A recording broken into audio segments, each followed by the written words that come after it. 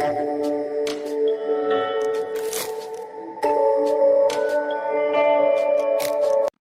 Friends, welcome back to civil study hub.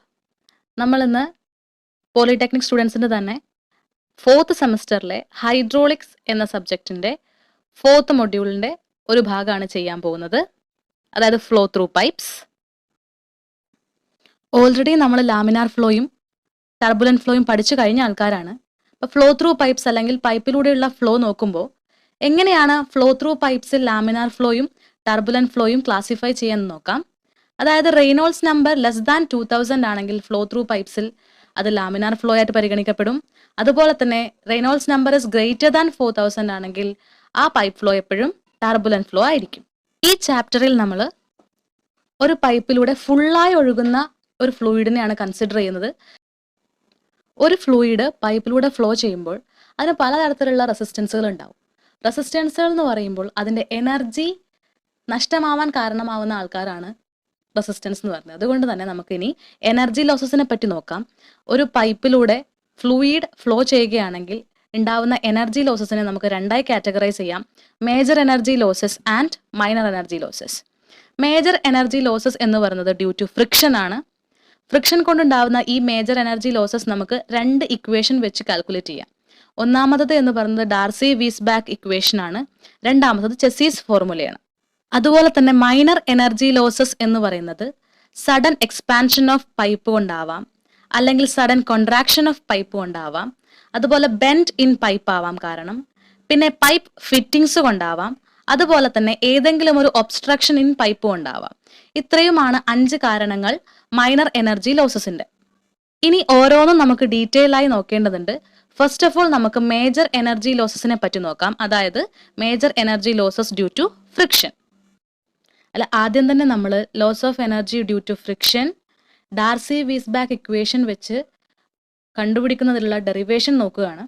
അതിനുവേണ്ടി നമ്മളൊരു pipe section horizontally place ചെയ്തിട്ടുള്ള pipe section പരിഗണിക്കുകയാണ്, ഫിഗറിൽ കാണിച്ചിരിക്കുന്നത് പോലെ. അതിൽ കൂടെ സ്റ്റഡി ഫ്ലോ നടക്കുകയാണ് എന്ന് വിശ്വസിക്കുന്നു. സെക്ഷൻ 11, സെക്ഷൻ 22 എന്നിവ മാർക്ക് ചെയ്തിട്ടുണ്ട്. അതുപോലെ തന്നെ ഡയമീറ്റർ ഓഫ് പൈപ്പ് എന്ന് പറയുന്നത് സ്മോൾ ലെറ്റർ D ആയിട്ട് എടുക്കുക. ഇനി സെന്റർ ഓഫ് ദ സെക്ഷൻ പരിഗണിച്ചിട്ടുണ്ട്. അതുപോലെ തന്നെ P1 എന്ന് പറഞ്ഞിട്ടുള്ളത് പ്രഷർ ഇൻറ്റൻസിറ്റി അറ്റ് സെക്ഷൻ 11 ആണ്. P2 pressure intensity at section 22.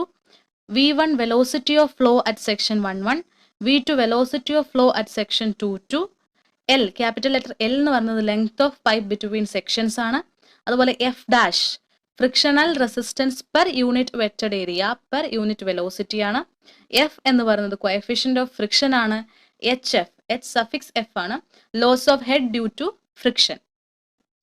ഇനി നമുക്ക് Bernoulli's equation section 11ന്റെയും section 22ന്റെയും ഇടയിലായിട്ട് apply ചെയ്യാം.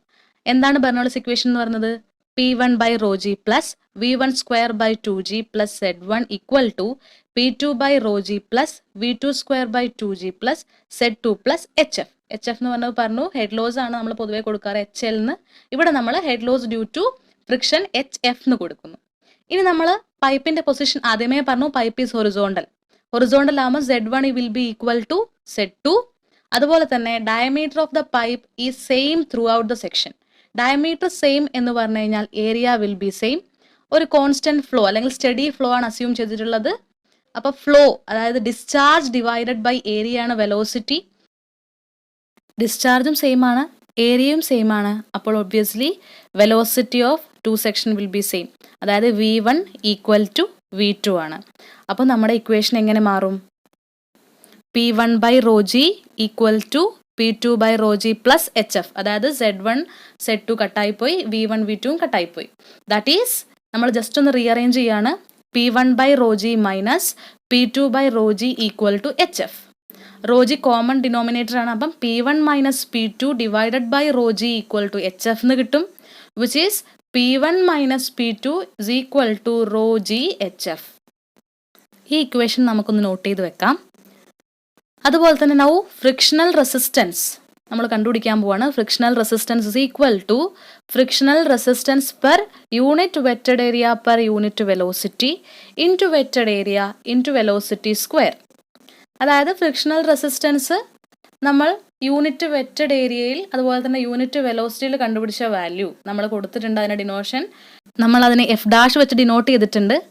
അപ്പം നമുക്ക് എഴുതാൻ പറ്റും F1 frictional resistant capital F1 is equal to F dash into wetted area എന്ന് പറയുന്നത് πdl. നമ്മൾ കൺസിഡർ ചെയ്തിട്ടുള്ള ഒരു സിലിണ്ട്രിക്കൽ പൈപ്പാണ്.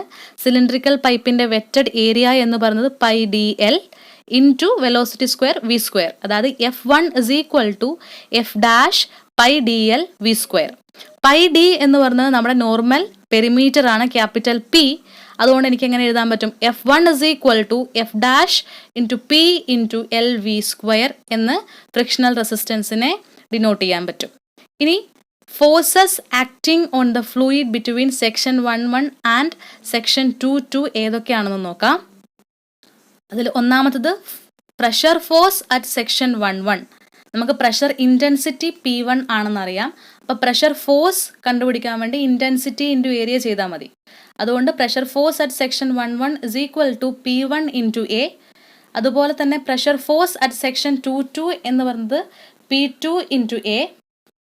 പിന്നെ മൂന്നാമത്തെ ഫോഴ്സ് എന്ന് പറയുന്നത് ഫ്രിക്ഷണൽ ഫോഴ്സ്, ഇപ്പോൾ കണ്ടുപിടിച്ച ക്യാപിറ്റൽ F1.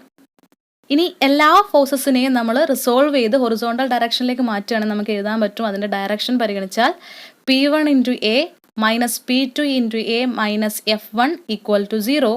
വീണ്ടും നമ്മളൊന്ന് എ വെച്ച് അറേഞ്ച് ചെയ്യുകയാണ്. അതായത് P1 minus P2 into A equal to F1. F1 ഇപ്പോൾ നമ്മൾ കണ്ടുപിടിച്ചിട്ടുണ്ട് എഫ് ഡാഷ് PLV സ്ക്വയർ. അതായത് അതിൽ നിന്ന് നമുക്ക് P1 മൈനസ് P2 കണ്ടുപിടിക്കാം. P1 minus P2 is equal to F dash PLV square divided by A. പക്ഷെ നമ്മൾ ആദ്യം നിങ്ങളോട് നോട്ട് ചെയ്യാൻ പറഞ്ഞിരുന്നു P1 മൈനസ് P2 എന്ന് പറയുന്നത് ρgHF ആണ്. അതായത് ഇപ്പോൾ നമ്മുടെ കയ്യിൽ ρgHF is equal to F dash PLV square divided by A എന്ന് കിട്ടി. അതിൽ നിന്ന് HF is equal to F dash by ρg into P by A into L V square. നമ്മൾ ജസ്റ്റ് ഒന്ന് റീഅറേഞ്ച് ചെയ്ത് റോജിനെ എഫ് ഡാഷിൻ്റെ അണ്ടറിലും എയിനെ പിൻ്റെ അണ്ടറിലും കൊണ്ടുവന്നു എന്ന് മാത്രം. അതായത് എന്തിനാണെന്ന് വെച്ച് കഴിഞ്ഞാൽ പി ബൈ എന്നുള്ള ടേം നമുക്കറിയാം, wetted perimeter divided by wetted area. Wetted perimeter by wetted area എന്ന് പറഞ്ഞു കഴിഞ്ഞാൽ pi D divided by pi by 4 D square. Wetted perimeter by area pi D by pi by 4 D square എന്ന് പറയുന്നത് 4 by D എന്ന് കിട്ടും.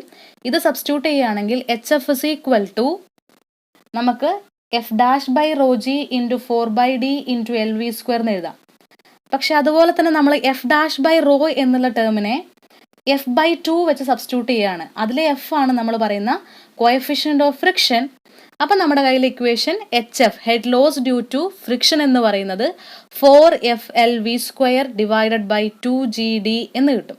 ഇത് വളരെ വളരെ ഇമ്പോർട്ടൻ്റ് ആയിട്ടുള്ള ഇക്വേഷൻ ആണ്, ഡാർസി വീസ്ബാക്ക് ഇക്വേഷൻ. ഇനി നമ്മുടെ കോഎഫിഷ്യൻ്റ് ഓഫ് ഫ്രിക്ഷന് പകരം ഫ്രിക്ഷൻ ഫാക്ടർ എന്ന് വെച്ചിട്ടുള്ള ടേമാണ് ഡിനോട്ട് ചെയ്യുന്നതെങ്കിൽ, അതായത് കോഎഫിഷ്യൻ്റ് ഓഫ് ഫ്രിക്ഷന് പകരം ഫ്രിക്ഷൻ ഫാക്ടർ ഉപയോഗിച്ച് ഡാർസി വീസ്ബാക്ക് ഇക്വേഷൻ എഴുതുകയാണെങ്കിൽ അത്ര ഇമ്പോർട്ടൻ്റ് അല്ല, എന്നാലും നമുക്ക് നോട്ട് ചെയ്യാം HF ഇസ് ഈക്വൽ ടു ഈ F double dash L V square by 2GD, അല്ലെങ്കിൽ വേറെ എന്തെങ്കിലും ഒരു ലെറ്റർ വെച്ച് നമുക്ക് ക്യാപിറ്റൽ എഫ് വെച്ച് ഡിനോട്ട് ചെയ്യാം. Capital F L V square by 2GD എന്ന് കിട്ടും. ഇനി നമ്മൾ major energy losses due to friction കണ്ടുപിടിക്കേണ്ട അടുത്ത ഇക്വേഷനിലേക്ക്, അടുത്ത ഫോർമുലയിലേക്ക് പോവാണ്. ആ ഫോർമുലയാണ് ചെസീസ് ഫോർമുല എന്ന് പറയുന്നത്. ചെസീസ് ഫോർമുല നമ്മൾ സ്റ്റാർട്ട് ചെയ്യുന്നത് ഡാർസി വീസ്ബാക്ക് ഇക്വേഷൻ്റെ പകുതിയിൽ വെച്ചിട്ടാണ്. അതായത് ഡാർസി വീസ്ബാക്ക് ഇക്വേഷനിൽ നമുക്ക് ഇപ്പോൾ കിട്ടിയിരുന്നു HF, അതായത് head loss due to friction എന്ന് പറയുന്നത് F dash by rho g into P by A into L V square. ഇതിൽ നമ്മൾ എ ബൈ പി ആണ് പരിഗണിക്കുന്നത്. എ ബൈ പി എന്ന് പറഞ്ഞു കഴിഞ്ഞാൽ എന്താണ്? Area of flow divided by wetted perimeter. ഈ area of flow by wetted perimeter എന്ന് പറഞ്ഞാൽ നമുക്കറിയാം അതിൻ്റെ പേരാണ് ഹൈഡ്രോളിക് മീൻ ഡെപ്ത് അല്ലെങ്കിൽ ഹൈഡ്രോളിക് റേഡിയസ് എന്നൊക്കെ നമ്മൾ പറയും. അതിന് ഇവിടെ എം, സ്മോൾ ലെറ്റർ എം വെച്ച് ഡിനോട്ട് ചെയ്യുകയാണ്. ഈ ഹൈഡ്രോളിക് മീൻ ഡെപ്ത് എന്ന് പറയുന്നത് pi by 4 D square divided by pi D വരുമ്പോൾ ഡി ബൈ 4 എന്ന് കിട്ടും. അതായത് small letter M is equal to D by 4. ആ സ്മോൾ ലെറ്റർ എമ്മിനെ നമ്മൾ പി ബൈ എന് പകരം സബ്സ്റ്റിറ്റ്യൂട്ട് ചെയ്യുകയാണ്.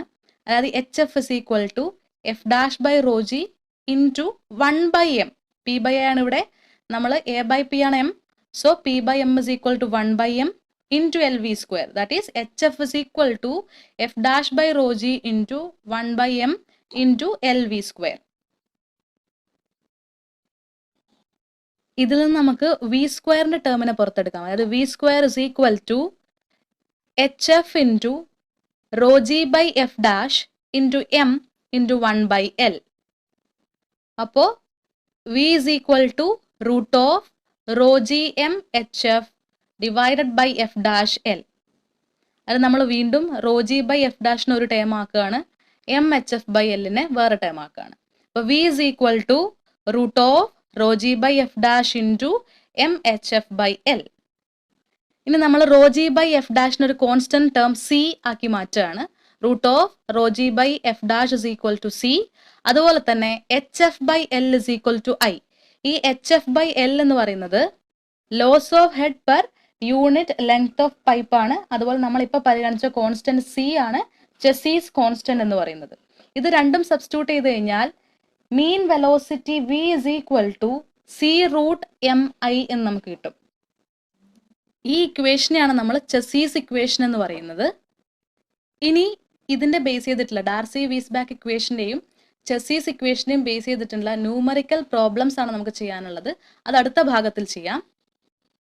So thank you for watching this video. ഇനിയും ഇതുപോലെയുള്ള വീഡിയോകൾക്ക് വേണ്ടി ഞങ്ങളുടെ ചാനൽ സബ്സ്ക്രൈബ് ചെയ്യുക. നിങ്ങളുടെ കമൻറ്റ്സ് ഞങ്ങളെ അറിയിക്കുക.